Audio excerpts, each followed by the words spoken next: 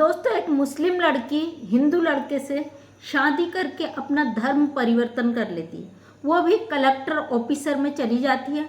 वहाँ पे गुहार लगाती है कि उसे उसके घर वालों से खतरा है, उसके भाई से खतरा है, उसका एक मौसेरा चचेरा जो भी एक भाई है उसने पहले भी क्राइम किया, उससे बहुत ज़्यादा खतरा है और उसको सुरक्षा प्रदान की जाए। और ये लड़की वहाँ पे कलेक्टर ऑफिस में जाके गुहार लगाती है। सोशल मीडिया में बहुत तेज़ी से वीडियो वायरल हुआ है।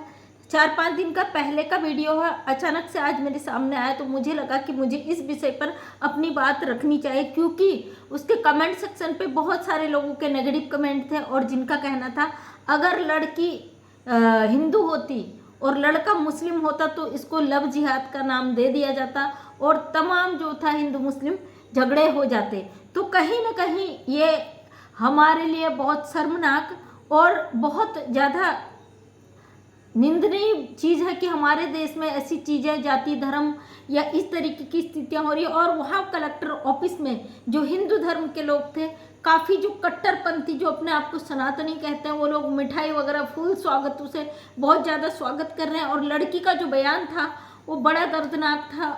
ऑन कैमरा सामने से वो अपने परिवार को ललकार रही है, उनके खिलाफ बयान दे रही है। सबसे पहले मैं यहाँ पे किसी भी धर्म की बुराई नहीं करती, मेरे लिए सारे धर्म समान है, क्योंकि मैं भारत देश में रहती हूँ। भारत देश एक फुलवारी है जिसमें हर तरीके का फूल खिलता है, उस बगिया को रोशन करता है। मैं एक समाज सेविका हूँ, मेरे सामने बहुत सारे ऐसे मुद्दे आते हैं जो हिंदू मुस्लिम सिख ईसाई हर समुदाय से आते हैं। मैं किसी भी धर्म का यहाँ पे विरोध नहीं करती, किसी का अनादर नहीं करती। जब मैं अपने धर्म को सर्वोपरि मानती हूँ तो जाहिर सी बात है मैं दूसरे धर्म का भी रिस्पेक्ट करूँगी। यहाँ पे मुझे बहुत दुखद हुआ क्योंकि मेरे लिए ना तो हिंदू मुस्लिम ये चीज़ें मायने रखती है, मेरे लिए मायने रखता है कि वो बच्ची बहुत छोटी लग रही है और कलेक्टर ऑफिस में उसकी शादी होती है। शर्ट में ही पहनी, थंबनेल में मैंने फोटो लगाया हुआ है। तो वो लड़की खुलेआम जो धड़ल्ले से बयान दे रही है कि मेरे माँ बाप इस तरीके के हैं, कट्टर हैं, ये है वो है। सबसे पहले आज के समय में जो सोशल मीडिया के द्वारा ये बच्चे बिगड़ रहे हैं, मैं इनकी घोर निंदा करती हूँ।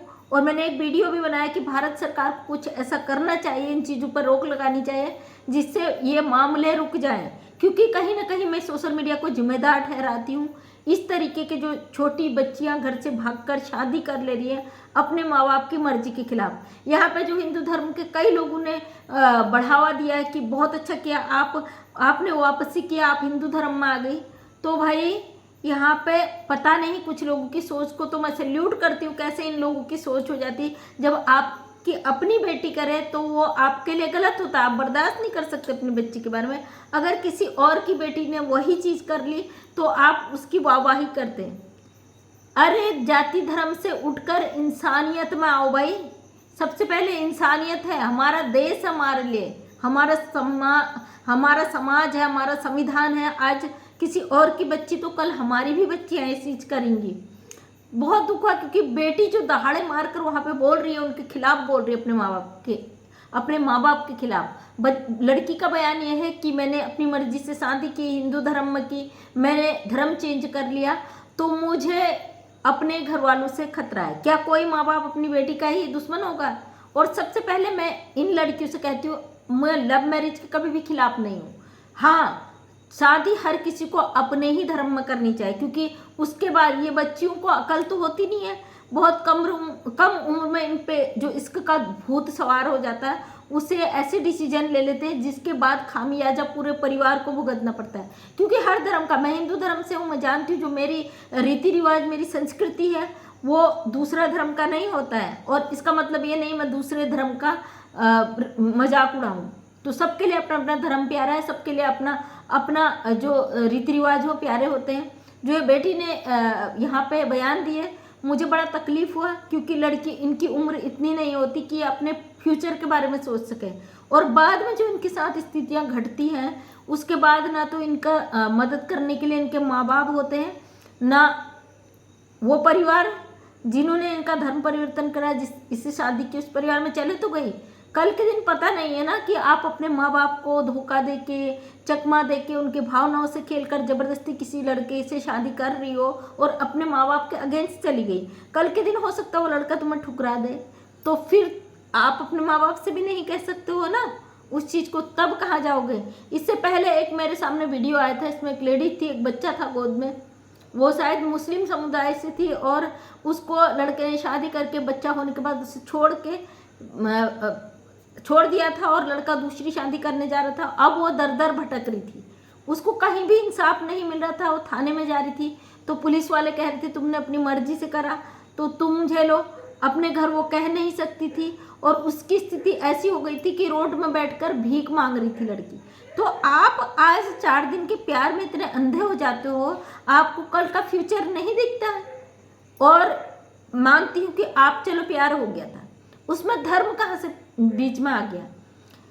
प्यार तो प्यार होता है, उसका कोई धर्म नहीं होता है। तो फिर धर्म परिवर्तन की क्या ज़रूरत पड़ गई।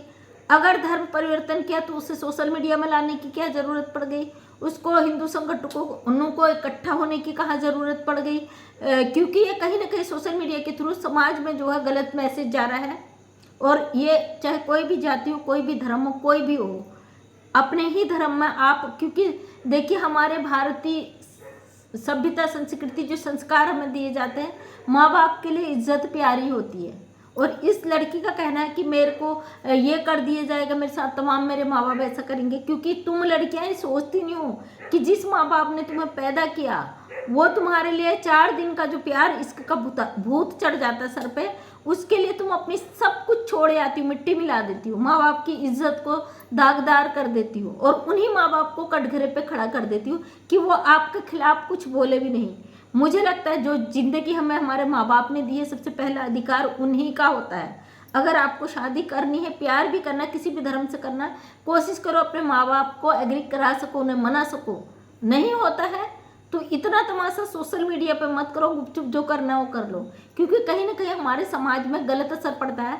हमारे छोटे छोटे बच्चे, पूरा समाज, सबके आगे ये चीज़ें जाती हैं, असर पड़ता है भाई। फिर जो संप्रदाय बनते हैं, जो ग्रुप खड़े हो जाते हैं, उसके माध्यम से जो लड़ाई झगड़े होते हैं, देश में जो कटाक्ष पैदा होते हैं, क्या ये आपको सही लगता है।